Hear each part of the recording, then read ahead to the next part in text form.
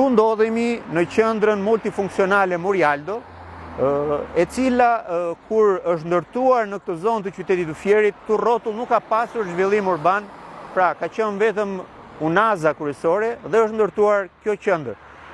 Në atë periudhë kur është ndërtuar, Fieri, qyteti Fierit ka qenë në zhvillim e sipër, dhe kjo ishte një shenjë që qyteti Fierit mund të merrte një zhvillim, atë që ne arkitektët e quajmë polifunksional. Pra kjo mund të ishte shumë mirë dhe i kishte tëra premisat, ishte bërë një pol, një qendër për qytetin. Ktu vinin për të arsimuar dhe për të marrë kualifikime të ndryshme e rinia e qytetit, dhe kjo mund të kishte dhënë zhvillim të gjithë zonës.